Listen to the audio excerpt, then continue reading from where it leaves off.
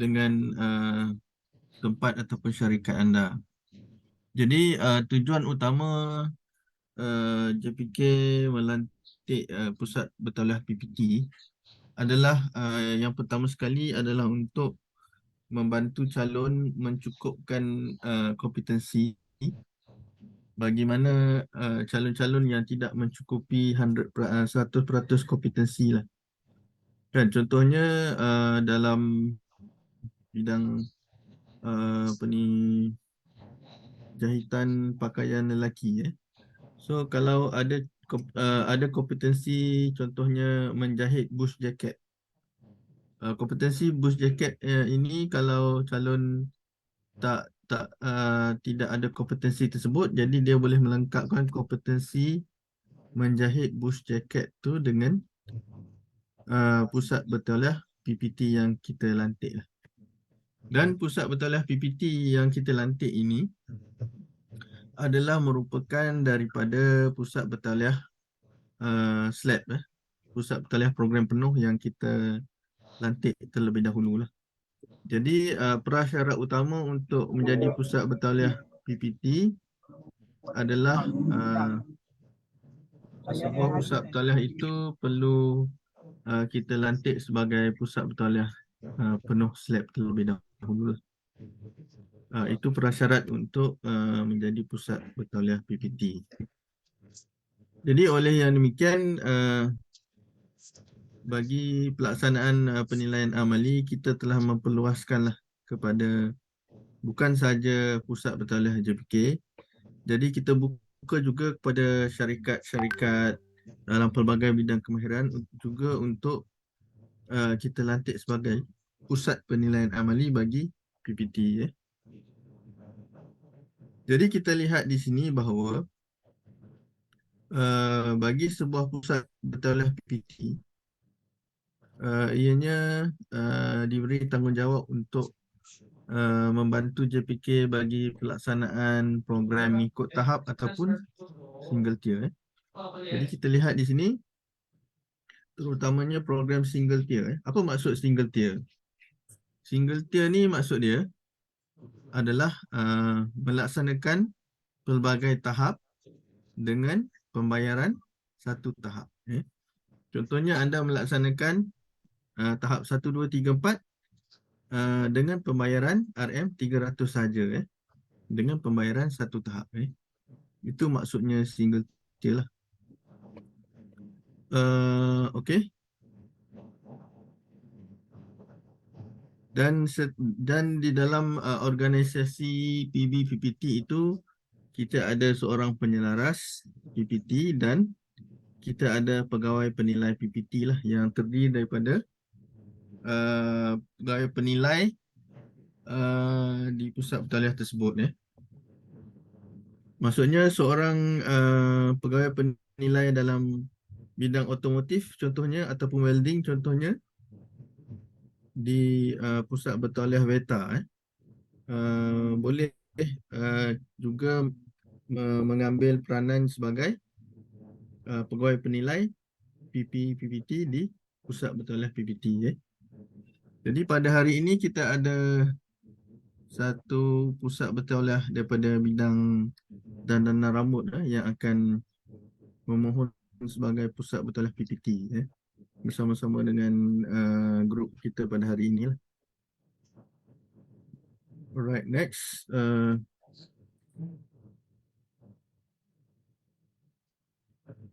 Jadi di dalam pusat bertauliah PPT ni dia ada dua personel. Satu penyelaras PPT. Jadi mestilah seorang kaki tangan tetap di PB PPT dan berumur 18 tahun ke atas dan lulus kursus induksi PPPT yang kita adakan pada hari ini dan esok. Kemudian bagi PPPT ianya adalah lantikan JPK dan dilantik sebagai pegawai penilai kendiri juga.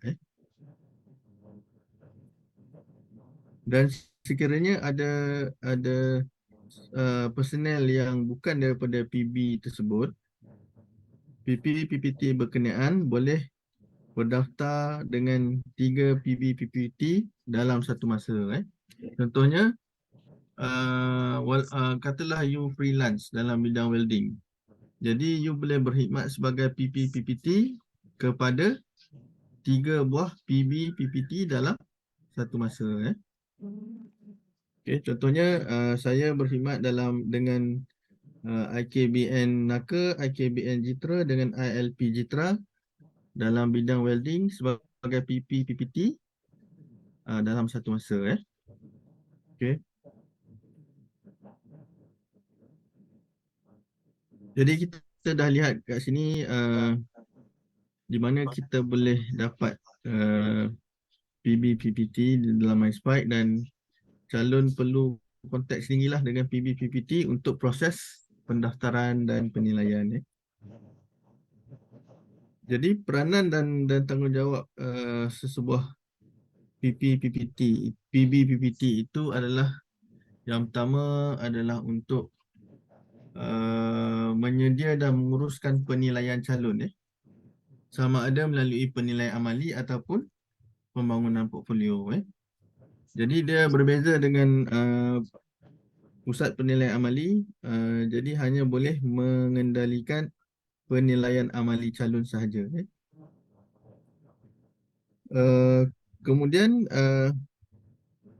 peranan yang kedua adalah untuk mencukupkan kompetensi calon yang kurang daripada 30% daripada kompetensi yang telah ditetapkan oleh NOS. Okay.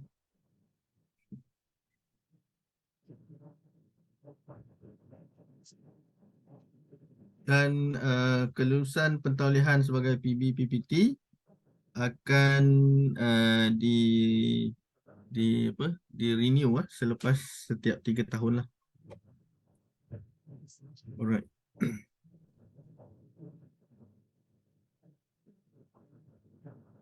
Jadi sebagai seorang penyeras di PPT, mereka akan menguruskan dari segi pendaftaran calon, menyelaras perkara-perkara berkaitan seperti penjadualan. Okey, Tuan, kami boleh mohon tak? Jadi nak mohon perlu kita tauliahkan dahulu sebagai pusat bertauliah SLAB JPK lah. Okey, so kalau dah kita tauliahkan sebagai pusat bertauliah SLAB JPK, dah boleh mohon lah. Bukan SLDN pusat bertauliah SLAB JPK yang program institusi lah. So Kalau SLDN. Untuk itu perlu buat satu pendaftaran lagi ke tuan? Okey, pendaftaran ni akan diuruskan oleh pusat bertauliah PPT. Maksudnya calon tak perlu login dalam MySpike untuk daftar. Tetapi pendaftaran ini akan diuruskan oleh pusat bertauliah PPT lah. Okay. So, pusat bertauliah maksudnya pusat bertauliah yang kita Kontak pergi. Ya. Mereka Pusat akan bertauliah PPT. Ya. Alright. Okay, faham. Alright. Dan penyelaras juga akan membuat penugasan kepada pegawai penilai PPT bagi bidang yang berkenaan lah. Dan memastikan PPT melaksanakan penilaian terhadap calon dan koordinat penugasan PPL dengan JPK. Ya. Jadi tanggungjawab PP PPT ini sebenarnya dia uh, akan menguruskan di sudut penilaian kepada calon lah. Jadi kalau calon membangunkan portfolio, PP PPT akan di pusat bertalian PPT akan membantu calon dalam pembangunan portfolio. Dan sekiranya calon memilih penilai amali, jadi PP PPT akan membangunkan soalan dan menetapkan tarikh penilaian amali dan sebagainya dan memastikan bahawa kelengkapan dan peralatan bahan guna habis tu mencukupi lah. Anu, Mbak, PPT yang keluarkan soalan kah kepada student? Ya, pusat bertalian PPT akan Yang keluarkan mengeluarkan soalan. suran. Ya, betul. Oh, oke. Thank you, Tuan. Jadi peranan JPK adalah untuk menyemak soalan itu sama ada ianya adalah mengikut standard yang ditetapkan oleh NOS dalam bidang dan tahap yang berkenaan lah. Alright.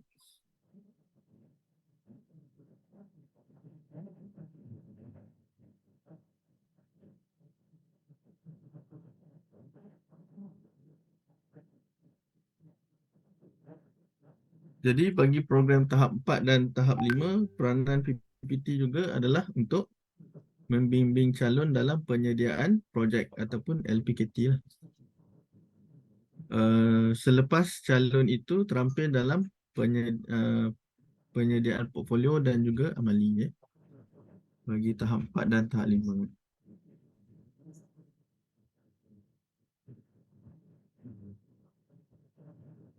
Jadi ini adalah proses-proses yang perlu dilalui di pusat bertalian PPT dalam penilaian dan seterusnya persijilan kemahiran Malaysia melalui PBPPT lah. Jadi yang pertama sekali bagi calon yang tidak mencukupi 100% dan kurang lagi 30% daripada kompetensi yang diperlukan dalam satu tahap dan bidang kemahiran. Jadi sebenarnya apa yang dibuat oleh PBPPT adalah samalah seperti mana yang kita buat dalam penilaian kendiri tadi. Dan apabila penilaian kendiri itu dilaksanakan, tugas PPPT adalah untuk PBPPT adalah untuk melengkapkan jurang yang kurang oleh calon tersebutlah. Dan jurang yang dibenarkan adalah kurang daripada 30%.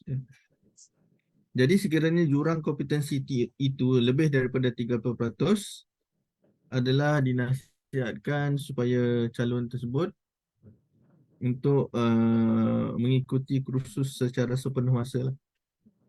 Okay. So kita punya tolerance itu hanyalah 30%. Dan PBPPT bertanggungjawab untuk melaksanakan pendaftaran permohonan calon lah. Dan seterusnya kaunseling dan penilaian bagi pelaksanaan portfolio dan amali dan melaksanakan verifikasi dan persijilan oleh pihak JPK. Jadi ini adalah bayaran yang ataupun tuntutan yang perlu dituntut oleh PBPPT kepada JPK bagi setiap tahap persijilan lah, bagi setiap calon ni. Maksudnya JPK akan buat reimbursement lah, akan membuat pembayaran pada PBPPT mengikut tahap bagi setiap calon. Okey, sebelum saya meneruskan kepada penilaian amali, jadi saya nak sharekan soalan soalan yang akan kita buat dulu terlebih awal. Saya akan share sekarang.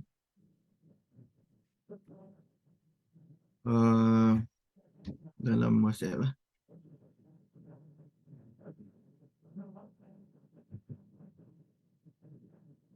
Jadi soalan tu saya ingat saya dah berikan pada Haspalela ya. Dan boleh sharekan lah kepada peserta sebenarnya. Uh, dan juga borang soal sidik lah. Kenapa lah Anyah lambat lah? Okay.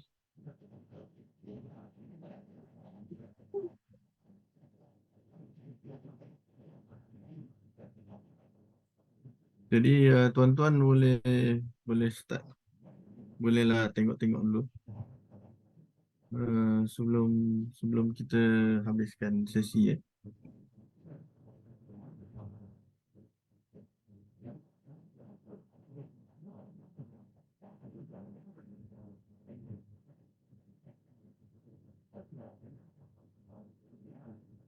Jadi apa yang saya dah sharekan dalam WhatsApp.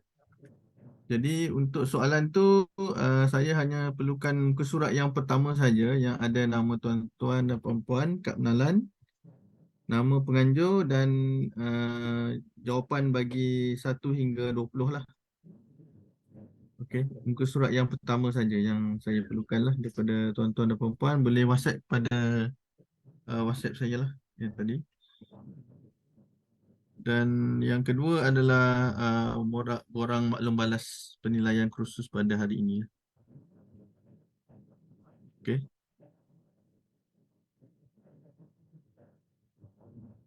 Jadi saya terus sharekan pergi kepada tajuk yang seterusnya ya.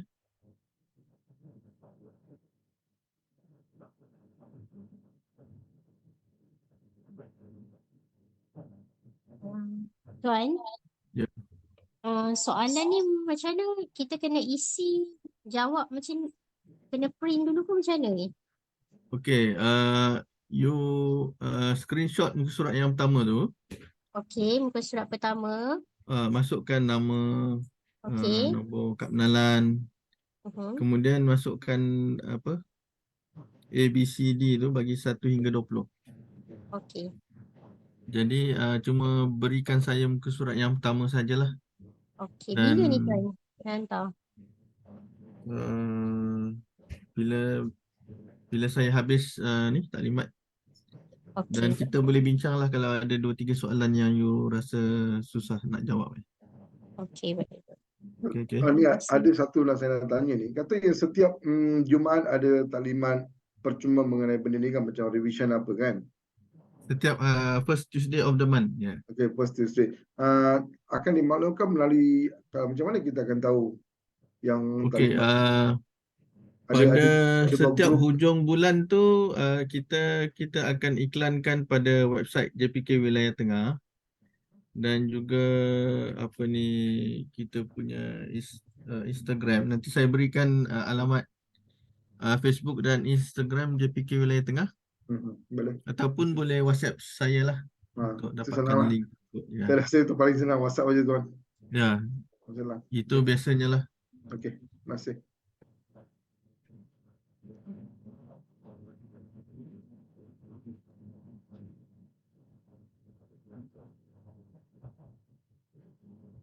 Jadi seterusnya adalah pusat penilaian amali. Jadi kita yakin bahawa di kalangan tuan-tuan ni ada syarikat yang ingin ditauliahkan sebagai pusat penilaian amali.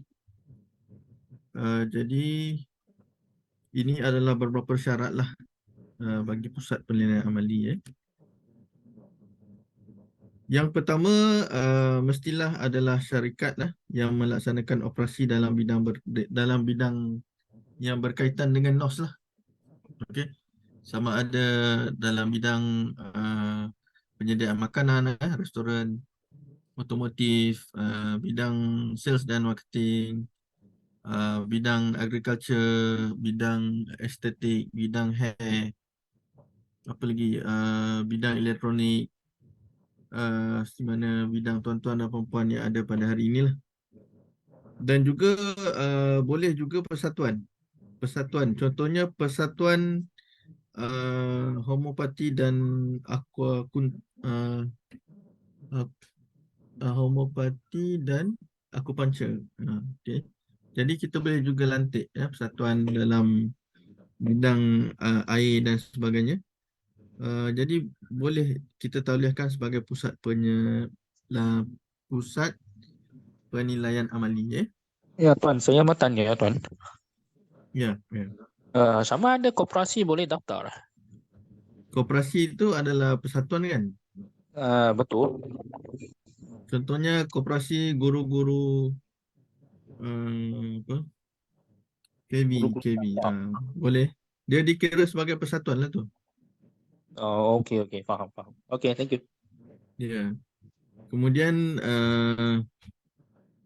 penyedia latihan kemahiran. Contohnya penyedia latihan kemahiran pun kalau pusat bertauliah awam ataupun swasta JPK pun kita boleh lantik juga sebagai pusat penilaian amali. Okey. Maksudnya pusat bertauliah JPK sama ada awam atau swasta, pusat tersebut boleh memilih sama ada nak ditauliahkan sebagai pusat bertauliah PPT ataupun pusat penilaian amali. Yes, PPA perlu berdaftar dengan JPK.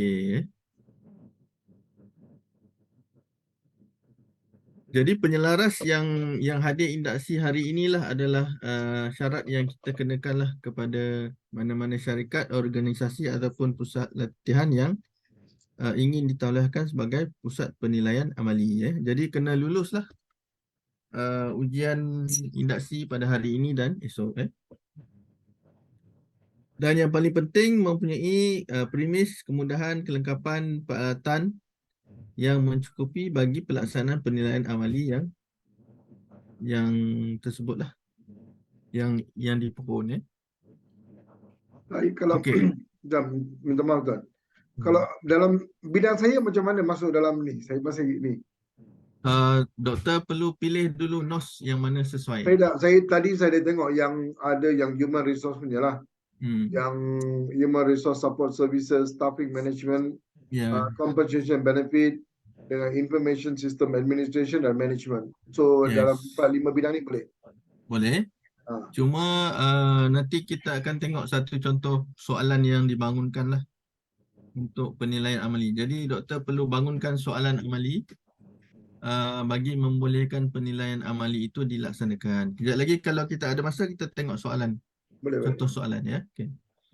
Okey, ada soalan lagi untuk PPA calon yang pilih CU mana? Okey. Pusat penilaian amali yang tetapkan 2 CU dominan dan bagi setiap CU dominan itulah dibangunkan satu soalan amali. Okey. Jadi kita akan tunjukkan satu contoh soalan amali lah daripada CU dominan yang ada pada NOS pada tahap yang berkenaan. Tuan Alright. nak tanya, Ya. kalau syarikat sudah ditauliah oleh JPK, bolehkah buat PPT dalam syarikat itu? Boleh ulang? Kalau syarikat misalnya kedai syarikat saya kan sudah ditauliah dengan JPK, dengan pusat pertaulian SLDN lah. Bolehkah Boleh. saya buat PPT dalam ini kedai? Boleh. Bukan. Jadi dilantikkan PPL sendiri atau kalau jika kita sendiri PPL daripada orang luar ya. Oh, PPL orang luar. Okey. Kita melaksanakan quality control dengan kaedah PPL tu kita lantik daripada third party lah. Okey, kemudian seterusnya ini kita dah tengok tadi ya. Okey, jadi sekarang ini adalah sama ada you nak dilantik sebagai PPA PPT ni sama ada anda nak menggunakan syarikat atau persatuan atau penyedia latihan. Jadi ianya bergantung kepada sasaran calon yang anda nak laksanakan lah. Kalau syarikat dalam bidang kemahiran. So, jadi you nak mempersijilkan semua pekerja syarikat tu dengan SKM, PPT melalui kaedah penilaian amali. Jadi untuk syarikat ni dia hanya boleh mempersijilkan kaki tangan syarikat organisasi tersebut saja. Contohnya Runhill. Contohnya Runhill, okey, katalah you ada 100 pekerja. Jadi dengan kita mentauliahkan anda sebagai pusat penilaian amali PPT, jadi anda hanya boleh mentauliahkan, anda boleh melaksanakan penilaian amali kepada pekerja Runhill sahaja. Okay. Tetapi kalau persatuan pun hanya terhad pada ahli persatuan sahajalah, ahli koperasi sahajalah. Ya. Tetapi berbeza dengan penyedia latihan, contohnya you adalah penyedia latihan SLDN in-house. Jadi mana-mana calon dia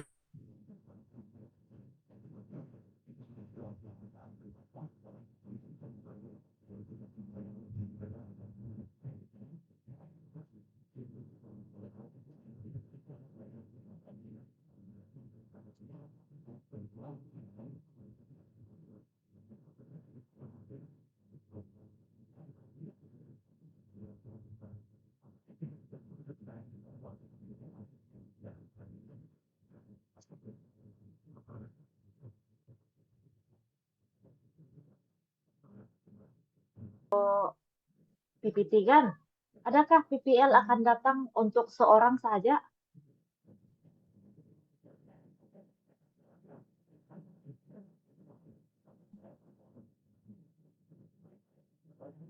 Sekejap apa Cik Wan terkeluar. Cik Wan boleh tolong jawab ke? boleh ulang soalan. Ulang soalan. Saya tak faham Ah. dekat apa beza penyedia latihan dengan syarikat tu tadi.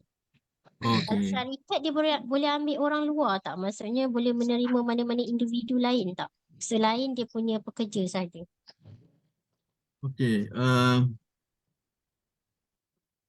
Untuk syarikat, jadi syarikat kalau ikut pada sini dia hanya boleh mempersijilkan kaki tangan syarikat sajalah.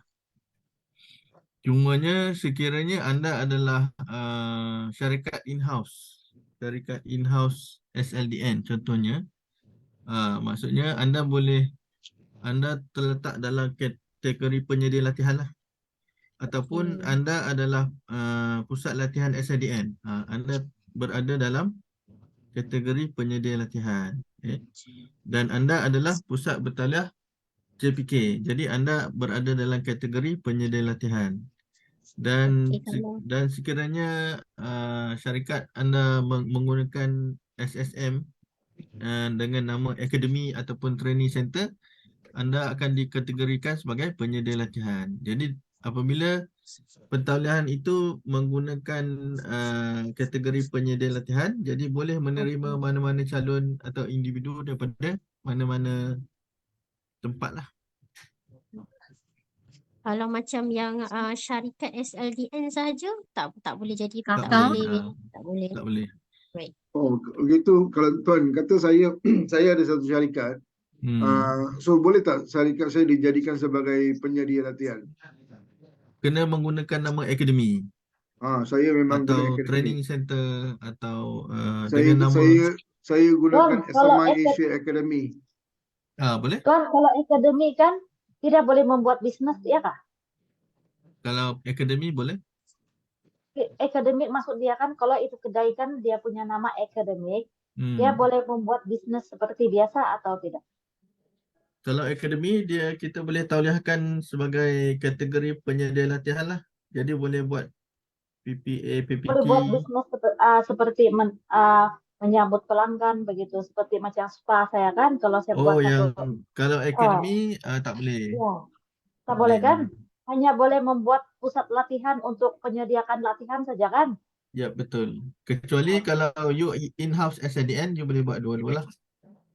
Oh, okey. Sebagai sebagai industri begitu IT lah. Yes, betul. Okay, thank you. Contoh dia, Ya. Maknanya kalau kita nak buat in-house, kita kena Kalau in-house, maksudnya you termasuk dalam kategori penyedia latihan lah. maksudnya company yang didaftarkan tu silent tak? Maknanya company yang kita daftarkan tu kan, lah kena ada akademi ke? Maknanya kita kena daftar SSM baru ke gimana? Okey, sekiranya anda telah pun ditauliahkan sebagai syarikat in-house SLDN, jadi tak perlu tukar SSM lagi. Jadi boleh mohon sebagai PPA PPT dalam kategori penyedia latihan, ya. Boleh faham, Tetapi sekiranya anda bukan pusat bertauliah JPK dan anda juga bukan pusat bertauliah SNDN, tetapi baru nak ditauliahkan sebagai PPA PPT, jadi sekiranya anda nak dimasukkan dalam kategori penyedia latihan, jadi SSM anda perlulah ada perkataan akademi atau training center atau apa-apa perkataan yang menunjukkan pusat latihan lah. Encik Wan, Nama Encik Wan, Encik Wan. Ya. Maksudnya kat dalam SSM kita, nama yang sekarang ni, tapi kita cuma masukkan dekat dalam kita punya perkhidmatan saja kan? Ataupun Ya, okey. Saya ambil contoh syarikat puan sekarang ni, nama apa? nama SK. SK? SK saja. For one SK Resources. Okey, SK Resources, adakah SK Resources tu adalah penyedia latihan SDN? Ya, ikutkan dalam proses pendaftaran tu, ya. Okey, in-house ke ataupun syarikat saja? Sekarang ni syarikat. Syarikat. Jadi nak mohon in-house ke? Itulah dalam proses lah kita nak tahu juga. Okey, kalau macam tu mohon sebagai in-house lah. Oh, terus mohon sebagai in-house saja. Ya. Maknanya tak payah tukar akademi ke apa lah? Tak perlulah. Maknanya Maksudnya dapatkan pentaulihan SLDN dahulu, baru you dapatkan pentaulihan PPA PPT, Sebab bila you in-house, you adalah dua entiti, satu syarikat dan satu lagi adalah penyedia latihan. Okey. Jadi bila you all nak dapatkan pentaulihan PPA PPT dah tak ada masalah lah, sebab anda adalah syarikat in-house SLDN. Cik Wan nak tanya. Boleh faham Okey. Cik Wan, sorry. Ya. Okay, currently kan kat Redhill SAJ kita ada syarikat SLDN. Tapi bagi bidang water treatment dan water distribution. So Syarikat in-house ke syarikat SLDN saja? Apa yang accredited training center Ya, syarikat in-house ataupun syarikat SLDN sahaja. Apa beza dia? Ada dua kategori untuk SLDN ni. Syarikat in-house ataupun syarikat SLDN saja. In-house untuk orang luar In-house ni maksudnya you boleh buat teori dan praktikal di tempat yang sama. Oh, syarikat in-house. House itu merangkumi semua, kita boleh buat macam program dalam mengajar dan praktikal kan? Betul. So confirm betul-betul lah Redhill syarikat in-house ataupun syarikat SLDN saja. Okey, soalan saya kan Cik Wan. Kalau kita nak mohon untuk pusat penilaian amali, tapi bidang yang berbeza, boleh. Tapi dengan syarat you kena ada peralatan kelengkapan yang ikut kepada NOS lah. Okey. Dia contoh dia macam ni. Contoh dia kan. You adalah pusat SLDN dalam bidang bakery pastry. Okey. Tetapi you nak buat PPA PPT dalam bidang barista. Boleh? Dengan syarat ada barista punya kelengkapan dan peralatan dalam kedai itulah. Okey. Lepas tu kan Cik Wan, untuk soalan untuk PPA PPT tadi kata ada 2 set soalan berdasarkan CU kan? Ya, betul. Okey, CU untuk bidang yang saya nak daftar tu ada 7. Jadi adakah Okey, saya perlu bangunkan soalan tu 7 CU atau saya pilih 2 CU sahaja? Ambil 2 CU yang dominan. Dan bagi setiap CU yang dominan itu, you bangunkan satu soalan. Nanti saya akan sharekan satu contoh soalan ya. Okey Cik Wan, thank you. Okey.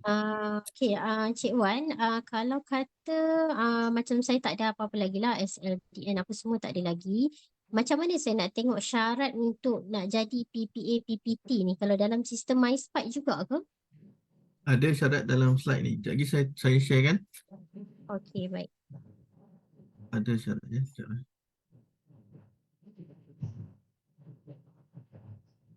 Okey.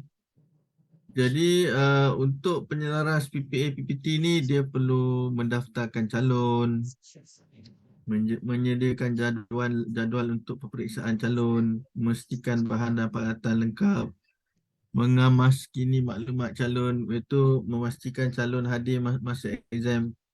Kemudian perlu buat satu sesi taklimat kepada calon untuk membiasakan calon dengan peralatan dan kelengkapan kan. Kemudian memastikan PPL bagi markah lah. Okay, itu tanggungjawab penyelaras PPA PPT. Yang ini, ini adalah tanggungjawab bagi PPA PPT lah. Jadi perlu bangunkan 2 set soalan penilaian amali berdasarkan keperluan NOS. Sekejap lagi kita tengok satu soalan. Menyediakan tempat dan kemudahan bagi sesi penilaian amali. Menyediakan bahan penilaian, bahan guna habis bagi sesi penilaian, memberi khidmat nasihat kepada calon tentang bahan guna habis yang diguna pakai semasa penilaian dan merancang dan mengatur jadual penilaian amali kepada calon. Ya. Jadi tanggungjawab ni lah. Jadi berdasarkan tanggungjawab inilah kita memberi kelonggaran kepada pusat penilaian amali untuk mengenakan tambahan RM700 lah kepada calon selain daripada RM300 yang dibayar pada JPK ya. Okey, tadi soalan tadi syarat-syarat sebagai pusat penilaian amali kan. Jadi sebelum saya pergi kepada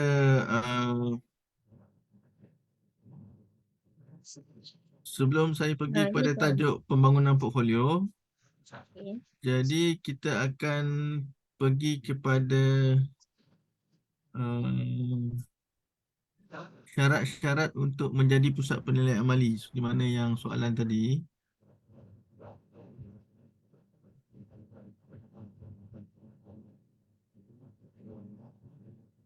Okey, syarat-syarat sebagai pusat penilaian amali ada dekat slide tadi, cuma saya kena tambah sikit. So dalam ni dia tak ada. Ya, itulah saya tengok tadi tak ada. Cik Wan, soalan penyelaras untuk PPA, PPT tu kan tempat pusat penilaian amali satu tempat hanya boleh ada seorang penyelaras saja ke? Betul. I see. Okey, ini sebenarnya adalah syarat sebagai pusat penilaian amali tapi kena tambah sikit.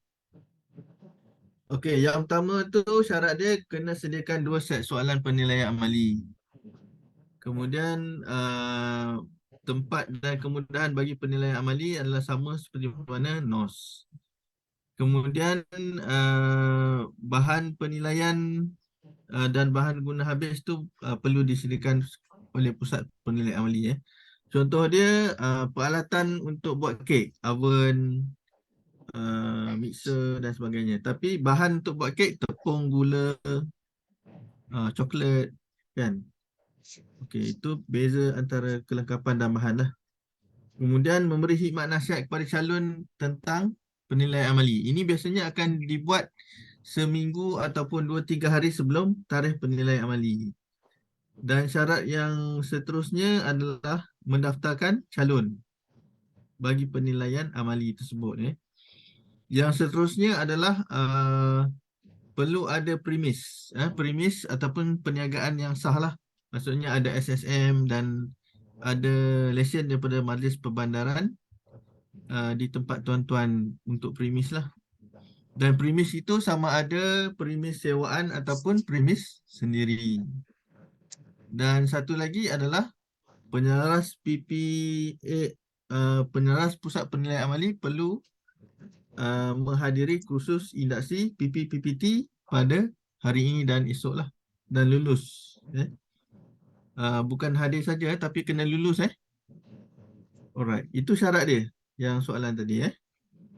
Okey Tuan, sekejap ya. Yang nombor 2 tu, menyediakan tempat dan kemudahan tu, maksudnya dia punya spek tu macam mana? Kalau yang dari segi peralatan tu kita ikut TEM lah kan, dalam ikut NOS yang dalam So MySpy. tempat ni premis lah. Premis saja, dia Premis. tak ada kita letak kerusi untuk ni ke tak ada ke, ataupun ikut yang TEM sahaja? Dia ikut TEM untuk buat penilaian amali itulah. Okey, baik. Keluasan perlu tak? Keluasan ada tak Tuan? Kalau rumah kedai biasa dah okey dah. Dah boleh buat dah. Kedai biasa. Okey. Okey. So itu adalah syarat-syarat dia lah untuk pusat penilaian amali. Ada soalan ni. Satu lagi Tuan. Okey, kalau kata syarikat saya ada menjalankan maksudnya salon rambut, satu lagi kita ada bidang F&B. Jadi untuk PPA PPT ni dia macam mana saya kena register dalam satu syarikat yang sama ke berlainan?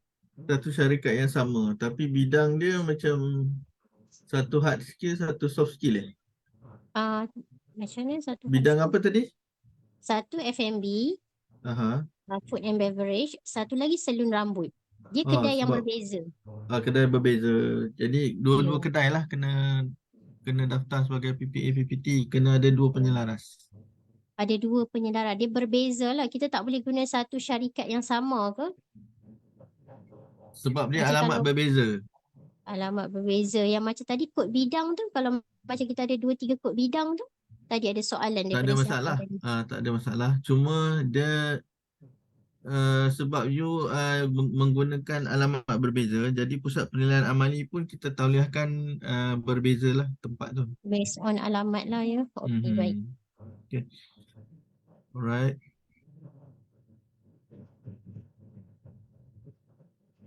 Okay, ada soalan lagi? Tentang pusat penilaian amali ni. Banyak soalan ni pasal pusat penilaian amali ni.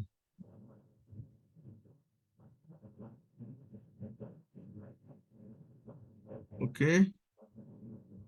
Cuma penceramah esok juga akan sentuh berkenaan dengan pusat penilaian amali lagi.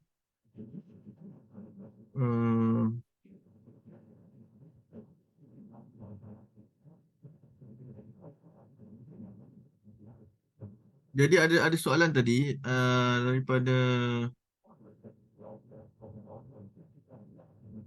daripada apa tu? Puan Nur Zahra. Apa beza PB PPT dengan PPA PPT dari segi fungsinya kepada calon? Dia samalah. Dalam aspek penilaian amali Cuma PB PPT dia boleh juga buat yang portfolio tu. Tapi dalam konteks penilaian amali, fungsi dia adalah samalah. Okey, faham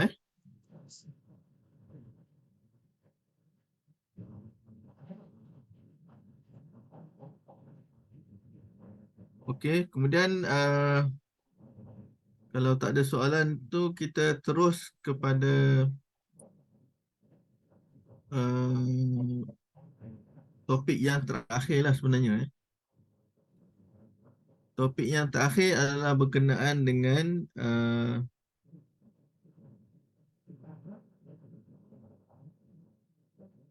penilaian dan pembangunan portfolio lah. Jadi sebelum itu kita lihat bahawa bagi pelaksanaan tahap 1 hingga 3, tempoh dia adalah 3 bulan lah, sama ada portfolio ataupun amali.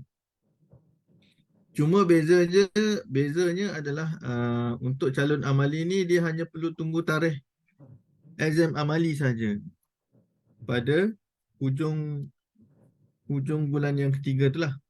Tetapi bagi calon yang portfolio ni, daripada bulan yang pertama sampai bulan yang ketiga ni dia kena sibuk dengan pembangunan portfolio lah, masukkan evidence dan sebagainya. Jadi itu perbezaan dia.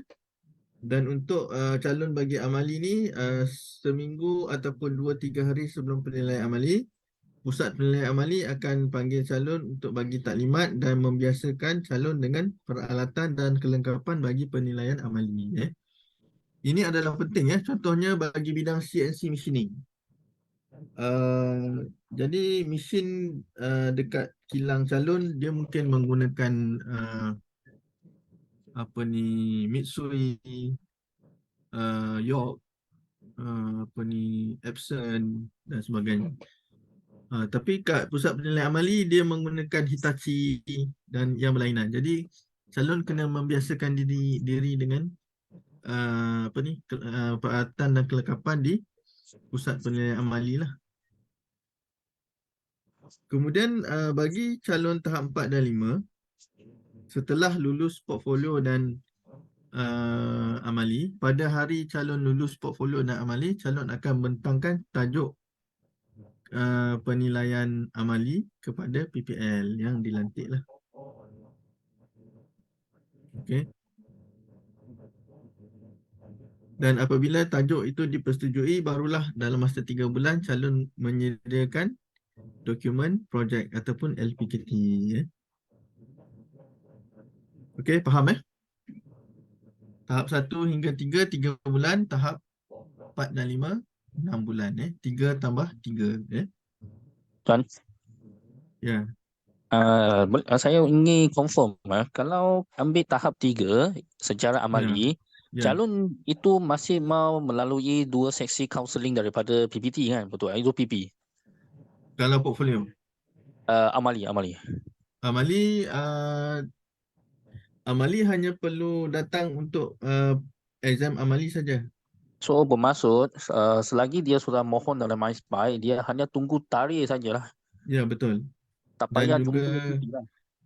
Dan juga kita tak wajibkan, tapi kebiasaannya pusat penilaian amali akan panggil calon untuk beri taklimat dan membiasakan calon dengan peralatan di pusat penilaian amali lah. Oh, boleh buat yang hari sama dengan exam ataupun beberapa hari before that lah, betul lah.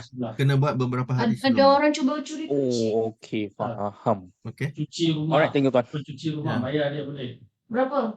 Okey. Tak tahu kalau ada orang. Next. Ibu tak share. Cik Wan, Kalau ada saya nak bertanya, saya macam confused sikit lah. Di antara penilaian portfolio dan penilaian amali, apa kelebihan penilaian amali ni, Cik Wan? Dia tak perlu buat portfolio terus hanya datang untuk amali terus Jadi, okey. Oleh kerana benda ni ada dalam slide yang hari kedua, tapi tak apalah, saya sentuh terus. Hari kedua kan. Apa beza dia? Beza dia kat sini Untuk calon penilaian amali, markah lulus dia 60%.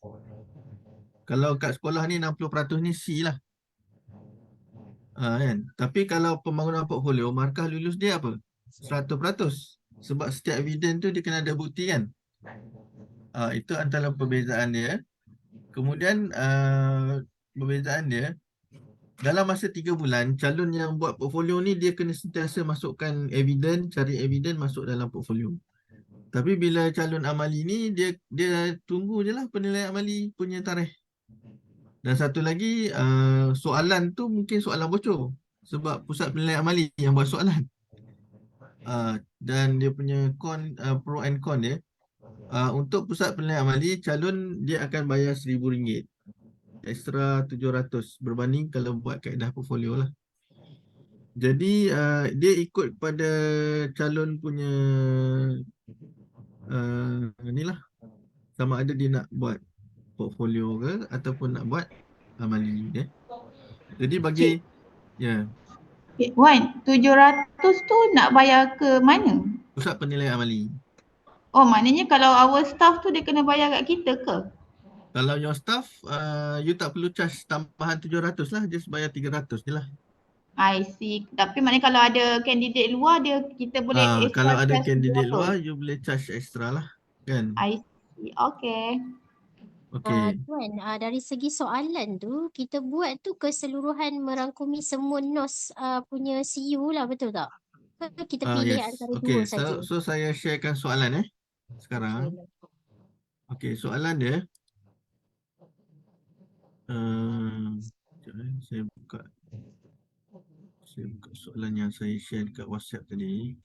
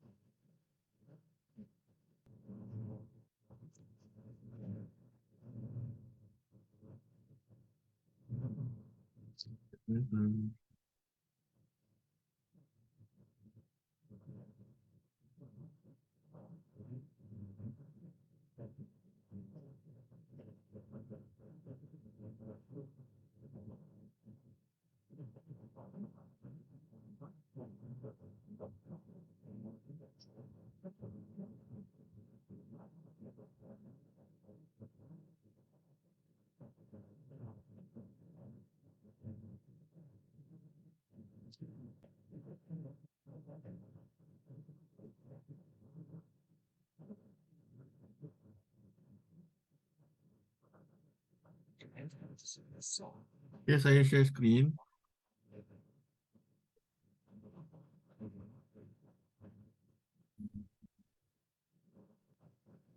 Okay, itu you akan tentukan lah. Okay. So yang ni adalah contoh borang yang akan digunakan lah. Borang maklumat pesakit. Contoh. Ini untuk contoh Al-Qalam lah. Okay. Jadi setiap syarikat dia ada borang yang berbeza-beza lah. Dia ada borang kepuasan pelanggan dan sebagainya. Dia ada resit bayaran. Ya. Dan dia ada borang tunai, invoice bagi pembayaran dan sebagainya. Okay. Ini soalan Tapi untuk skema jawapan dia ada set bagi penilaian amali, skema dia. Untuk pemarkahan. Jadi untuk pemarkahan dia ada format dia. Okey, dia ada perkara kritikal. Perkara kritikal ni contohnya berjaya mendaftarkan pelanggan. Okey, perkara kritikal lah. Jadi kalau pelanggan just datang tanya-tanya dan balik dia tak dapat daftarkan, dia tak terampil lah. Kemudian dia berjaya laksanakan proses pembayaran. Okey lah. Kan bila pelanggan tak bayar pun masalah juga. Kemudian dapat menghubungi pelanggan untuk susulan. Jadi maksudnya pelanggan tu dia bukan datang sekali, dia akan dapat datang 2-3 kali lah untuk rawatan. Kemudian proses kerja ni dia ikut kepada soalan tadi tu kan. Dia ada 8. Jadi proses kerja pun yang tadi 8 lah. 8 Kalau you tengok okey 8. Dan you tengok dia punya markah dia berbeza-beza kan. Ada yang 10, ada yang 5. Dia ikut pada dia ikut pada work process ataupun dia ikut pada work activity yang dominan lah. Boleh dia 1 pun boleh, 2 pun boleh, 3 pun boleh. Jadi you all yang tentukanlah. Cuma jangan banyak sangat, jangan lebih pada 3 ataupun sebab kalau banyak sangat pun susah juga perkara kritikal ni. Jadi untuk proses kerja markah dia adalah berapa tadi? 60% kan? So bila you campur ni 5 campur 5 campur 10 campur 10 campur 10 campur 10, campur 5, campur 5, dia akan jadi berapa? 60%. Jadi ini adalah markah dia lah. Markah dia, okey. Kalau dia berjaya mendaftarkan pelanggan, dia akan dapat 3 markah. Kalau dia berjaya mendapatkan sebahagian maklumat pelanggan, bukan maklumat yang lengkap, 2 markah. Berjaya tapi maklumat tak lengkap, okey, 1 markah. Dan tak berjaya mendaftarkan pelanggan, markah dia kosong. Jadi dia kena ada skema pemarkahan dia kat sini lah. Hello Tuan, mau tanya. Ya. Pasal tadi itu critical. Tadi ada 3 kan? Critical. Ya, ada 3. Wah, ketiga-tiganya terima baru consider terampil ataupun macam mana? Ya, ketiga-tiga. So kalau first hand dia hanya boleh buat satu saja. So tak terus lah. terampil minta dia balik lah. Dia kena sit for the another exam juga balik. Okay, faham. Okay, thank you Tuan. Jadi kalau macam tu, kalau you rasa perkara kritikal ni you nak buat satu saja pun boleh, tak ada masalah.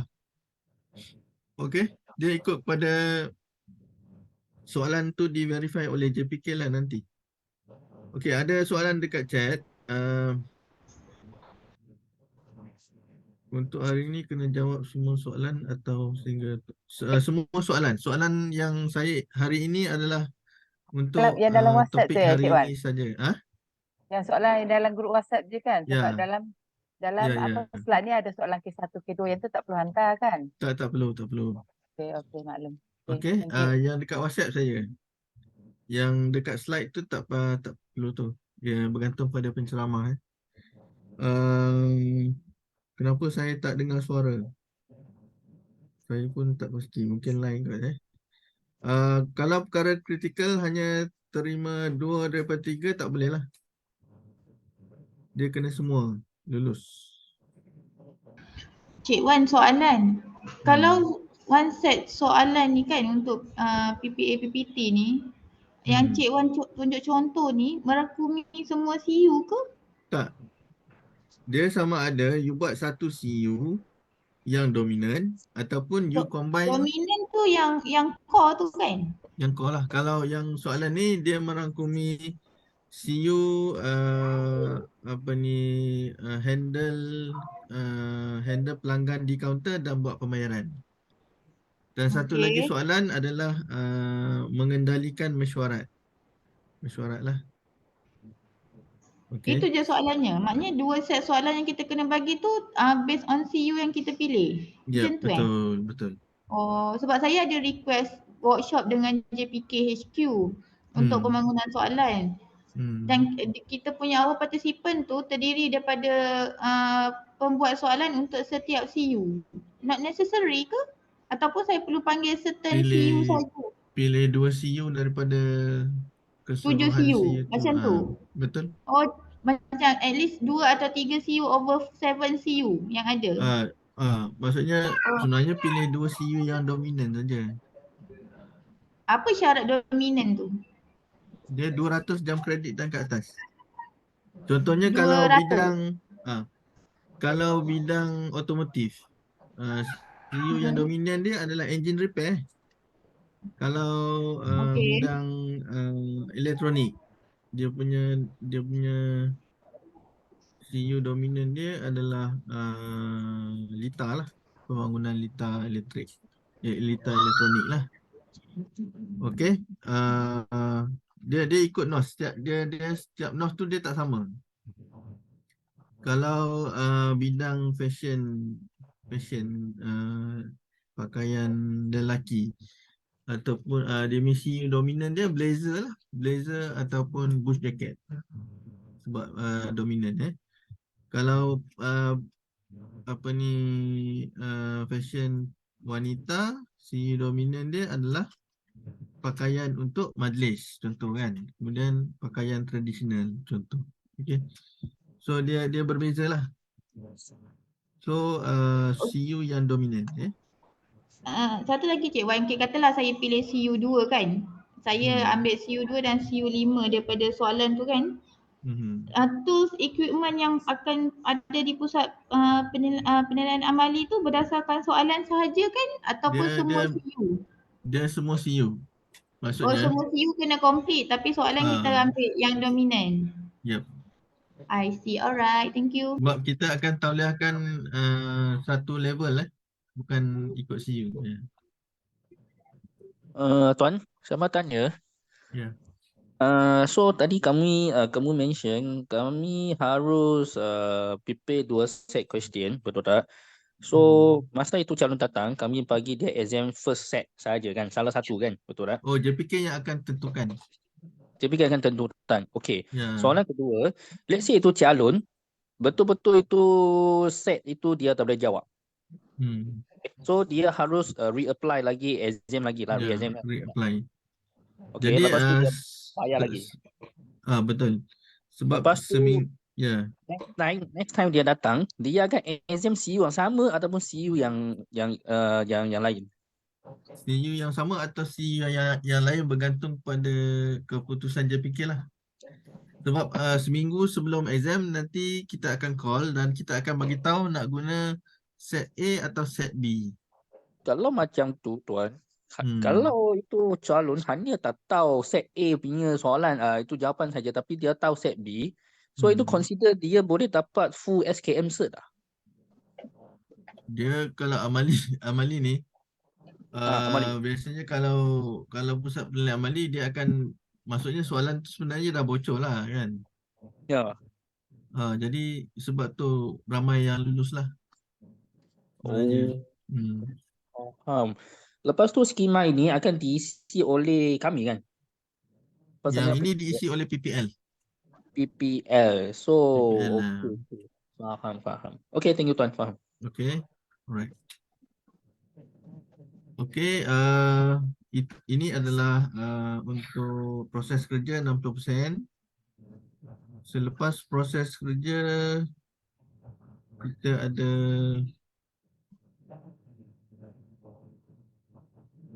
hasil kerja 10%.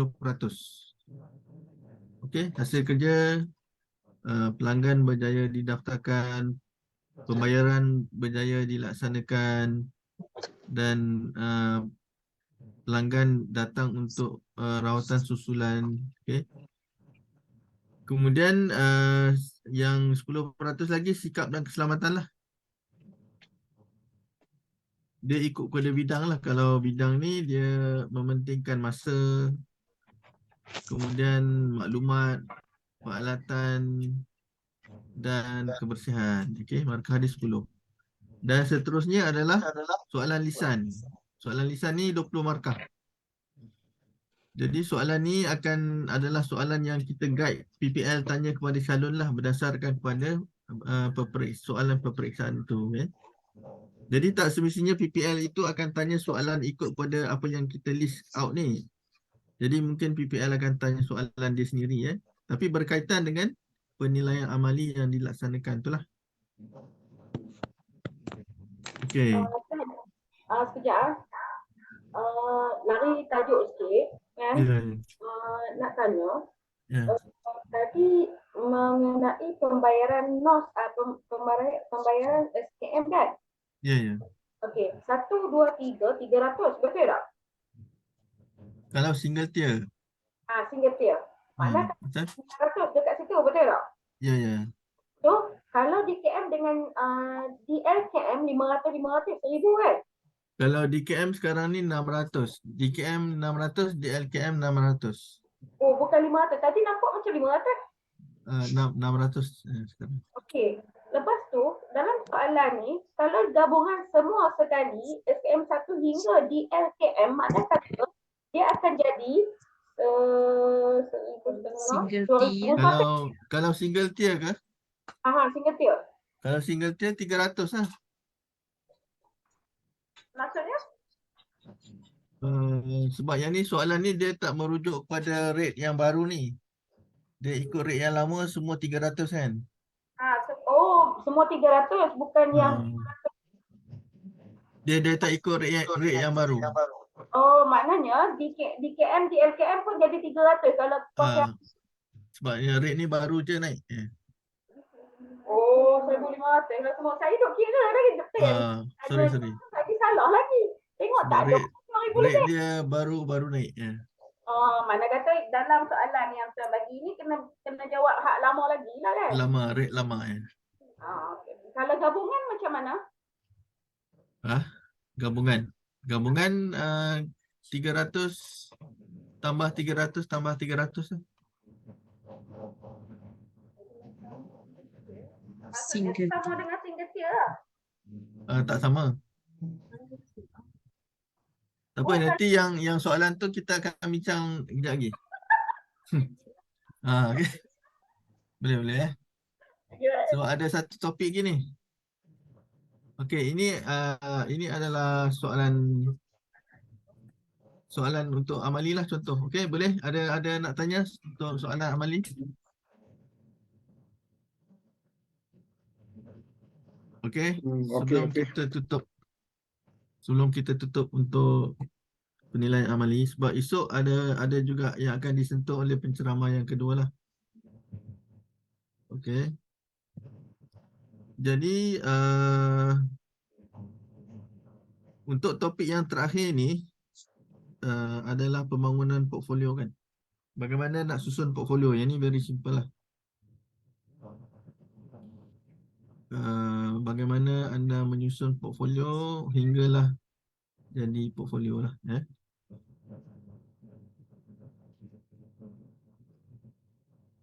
Okay.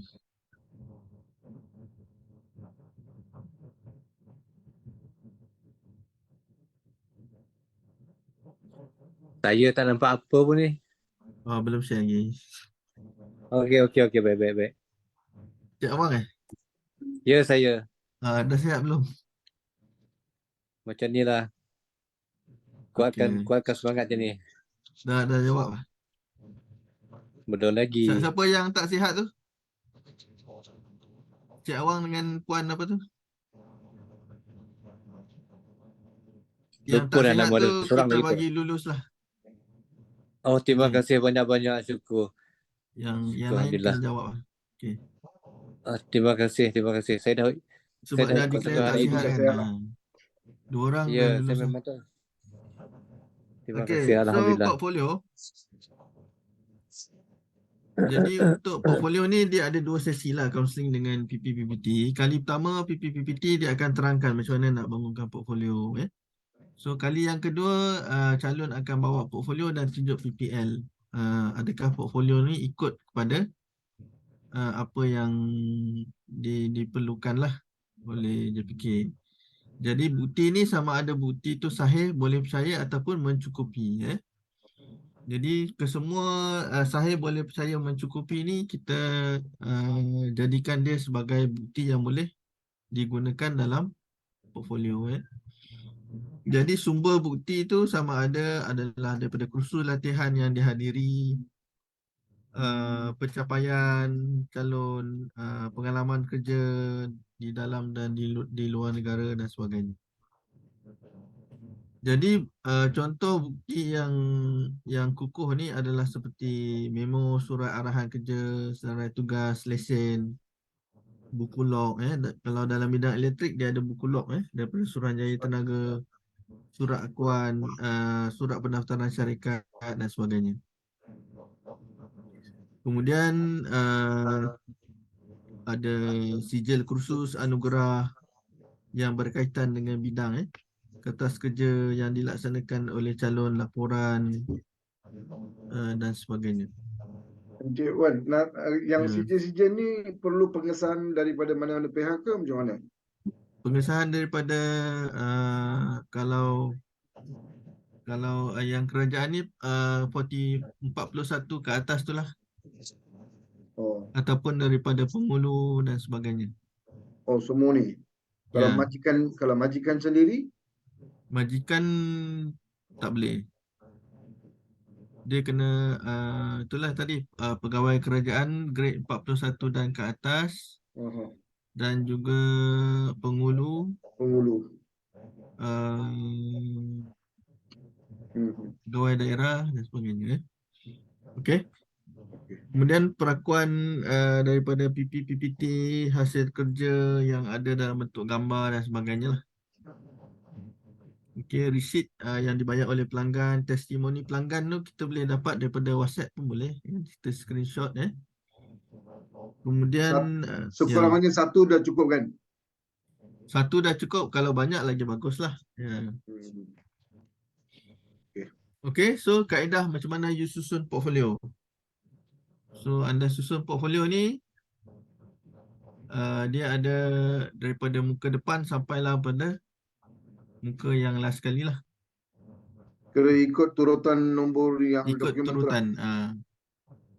Yang paling depan itu nombor 1 dan seterusnya sampai nombor 10 lah. Dan kita pergi satu persatu. Okey, ini muka depan dan muka yang dalam tu. Okey, yang pertama sekali adalah borang permohonan Persediaan Kemahiran Malaysia melalui kaedah pengiktirafan pencapaian terdahulu. Yang ini you print daripada website JPK. Dia ada nombor tu.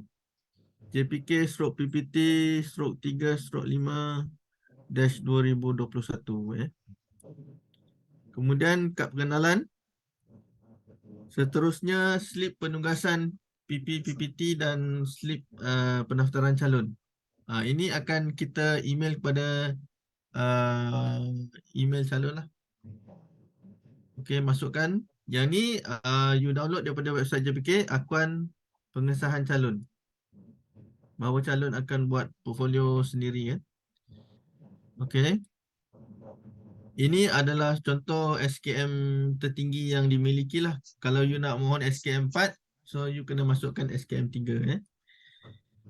Yang ini surat perakuan majikan yang masa you guna masa mohon hari tu, masukkan balik. Okay, sama ada you bekerja sendiri, freelance ataupun you adalah pemilik kepada syarikat. Dan carta organisasi di mana you berada lah. Okay, bukan carta organisasi yang you tak ada. Jadi carta organisasi syarikat di mana anda berada. Yang ni adalah CPC lah bagi NOS yang anda pohon untuk dimasukkan.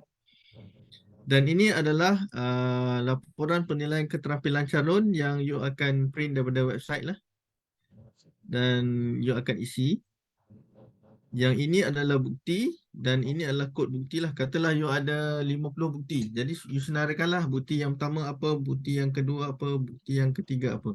Sampai bukti yang contohlah ke 50 kan. Jadi boleh tambahkanlah dia punya senarai tu. Kalau ada banyak bukti jadi ada 2-3 line lah yang you akan guna. Dan seterusnya adalah bukti keterampilan lah. Okey. Contoh bukti keterampilan dari segi servis yang you laksanakan dan sebagainya. Okey. Jadi kalau you buat single tier, still kena bangunkan satu portfolio ikut setiap tahap juga. Alright. Jadi peranan personal ni, PP, PPT, nanti anda akan kita lantik sebagai PP, PPT. Kali pertama you berjumpa calon adalah you akan guide calon macam mana nak bangunkan portfolio. Kali kedua, calon akan tunjukkan portfolio kepada anda dan kalau portfolio dan bukti-bukti itu cukup, you akan buat laporan pada JPK untuk penilaian oleh PPL PPT lah. Okey. Okey, ni dah. Jadi itu sebenarnya dari segi pembangunan portfolio lah yang nak saya guide kan. Ni dah masuk hari yang kedua. So untuk pembangunan portfolio, saya ingat anda dah ada pengalaman kot dari segi pembangunan portfolio kan melalui kaedah PPT. Ada apa-apa soalan tak yang nak tanya berkenaan pembangunan portfolio ni? Syaktan, ada satu yang tadi saya perasan dekat penilaian peranan personal PPT tu kan, yang nak kita untuk pilih tempat tu kan, maknanya PP boleh pilih tempat untuk penilaian. Ya. Okey, sebaik-baiknya tempat penilaian itu adalah tempat kerja calon lah. Tapi kalau tempat kerja calon tu dia security yang tinggi macam airport, macam syarikat multinasional. Jadi boleh jumpa di tempat yang kondusif lah macam fast food dan McDonald dan sebagainya lah. Okay. Kalau kita nak mohon kat tempat kita boleh tak? Macam mana? Maksudnya kita PP yang kita request tempat. Soalan tak berapa nak dengar ya.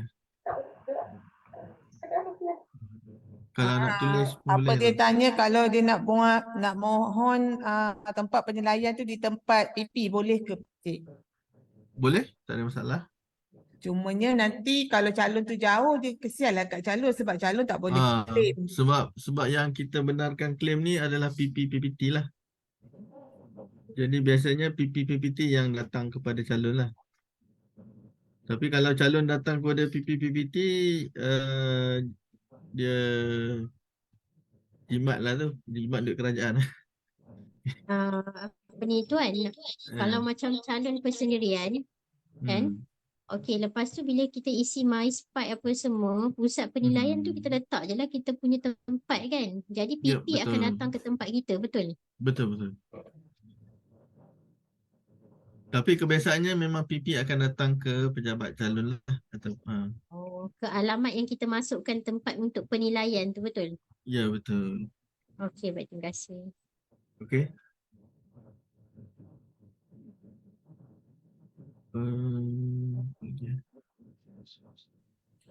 Tuan, sorry ya, nak confirmkan untuk elective punya program, elective. dia gagal elective tapi untuk core subjek semua dia lulus. Itu kira masih boleh dipersijakan kan? Kita boleh persijalkan sebab dia elective saja. Oh. Tapi untuk kita PPT elective ni wajib kita tidak masukkan. Tak tidak masukkan. Okey, masih. Okey, so apa yang perlu yang paling penting sekali adalah PPT perlu guide di mana bagi setiap work activities dan dalam competency unit itu dia perlu ada evidence lah. Contohnya work activities bagi CU yang pertama mungkin evidence dia adalah evidence yang ke 61 kan. Dan setiap evidence tu dia boleh digunakan berulang-ulang lah sebenarnya.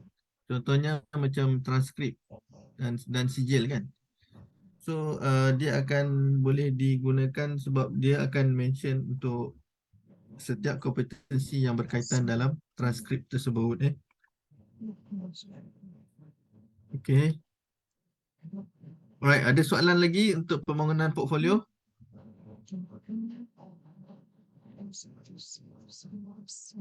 Jadi kalau portfolio ni kita just follow ikut apa yang flow dalam pembangunan portfolio ni, okey lah.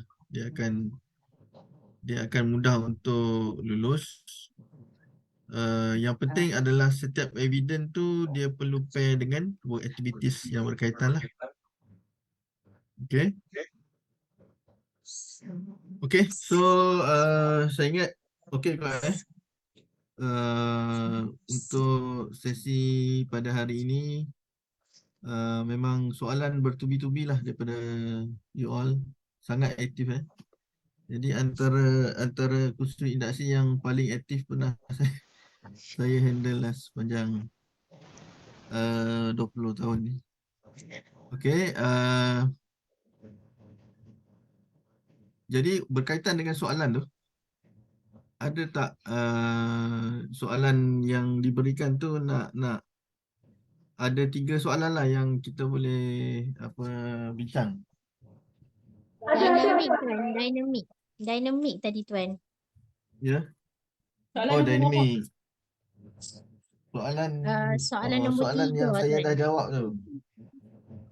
Soalan nombor berapa tu? Tadi selepas ke tak Tuan? Nombor 3. Oh, okey. Tanya soalan yang dalam tu Okay.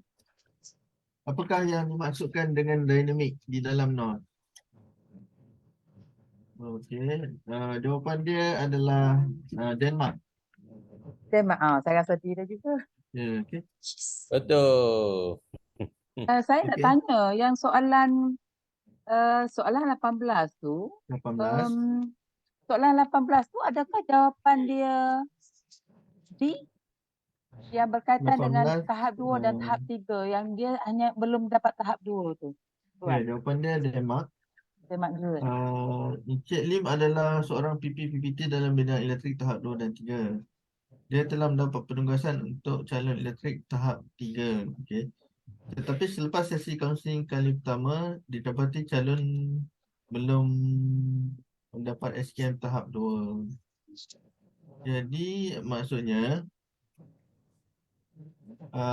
dia memang kena kontak JPK lah untuk memaklumkan kesilapan maklumat dalam notis Memaklumkan dia. pendaftaran. Jadi maksudnya JPK dia akan downgrade daripada tahap 3 kepada tahap 2.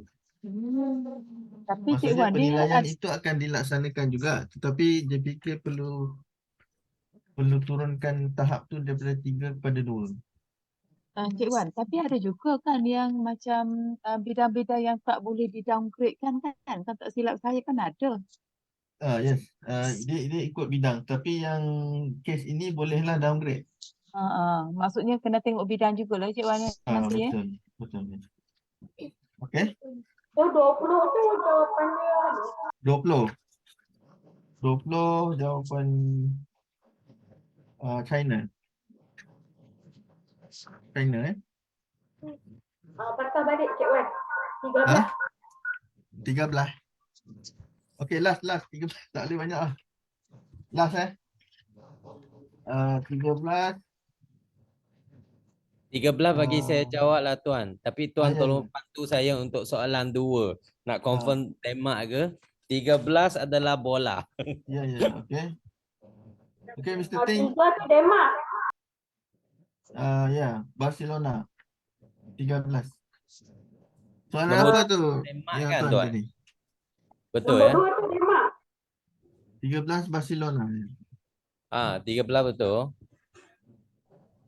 Mr. Ting nak tanya soalan apa tu? Nombor 2 tu Denmark kan Tuan? Ya, betul, Denmark. Okey. Terima kasih. Okey, cukup kan? 17 betul, 17. Cukup Tuan. 17 kongsi sikit. 17. Dah banyak sangat tu. Okay. Ya, okey, bagi saya masa untuk check lah. Nanti you WhatsApp saya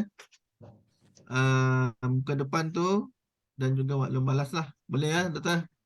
Berapa jam Boleh, Cik Wan kena hantar jawapan ni Cik Wan? Dalam Ya, tempoh berapa jam? dalam masa setengah jam lah. Apa jawapan nombor 3? Tak boleh tolong lagi. Nombor 3 di Denmark. Apa itu Bum? Oh, tadi nombor 3 ya, Mr. Ting. Nombor 3. Tak, saya tanya nombor 2 tadi. Okey, nombor 3 tadi sudah jawab, Denmark. Apa itu maksud Denmark? Denmark, Denmark. Denmark, ya, Denmark. Denmark Tongki. Okey. Sorry dah terlepas pandai. 18 tadi apa? 18 A ke D? 18 tadi sudah jawab. Denmark juga. Okey, terima kasih. Okey, alright. So, last kali saya mengucapkan ribuan terima kasih kepada tuan-tuan dan puan-puan. So, kita harap you luluslah semua pada hari ini dan ingat juga perlu lulus untuk esok juga. Jadi, bagi saya masa untuk semak kertas jawapan. Saya ingat sebelum maghrib dah boleh tahulah lulus. Okey. Sekadar Nak hantar jawapan kat mana? boleh WhatsApp terus saya. WhatsApp terus saya bagi nombor WhatsApp terus Jawapan. Nombor WhatsApp. Okey. Sudah saya print lah Tuan. Atas tu jawapan saja. Okey. So saya baru bagi nombor WhatsApp 0194630399. Okey. Saya mengucapkan ribuan terima kasih. Apa itu 019? Hantar jawapan, Madam.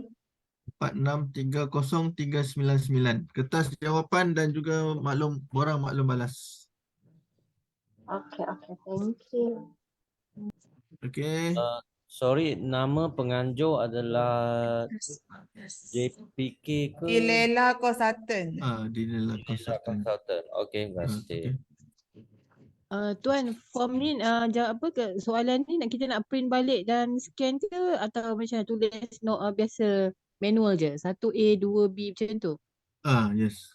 Okey, So kalau you guna handphone, screenshot, daripada screenshot tu you pergi edit, daripada edit tu you masukkanlah 1A, 2B, 3 macam itulah. Oh, okey. Jadi add text tu dan boleh print screen. PDF tu boleh add text. Okay. Boleh add text. Lepas tu dia boleh print screen, kemudian boleh WhatsApp pada apa Encik Wan lah. Ya, boleh. Klik kanan dekat tempat kosong tu, tu ada add text. Yes, betul. Add text boleh tulis nama, boleh print screen kertas jawapan tu. Print screen, lepas tu bagi ke ni lah. WhatsApp ya? Nanti kena WhatsApp ke? Ya, hantar WhatsApp je. Alright. Jangan lupa tulis nama dengan IC lah. Nanti tak tahu siapa pula. Alright. Okay, akhir sekali saya mengucapkan ribuan terima kasih kepada semua 35 orang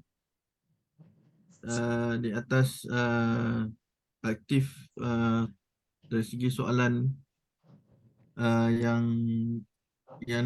ditanya. So hantar sebelum 4:30 petang lah, supaya saya ada masa untuk menyimak jawapan kepada soalan yang diberikan.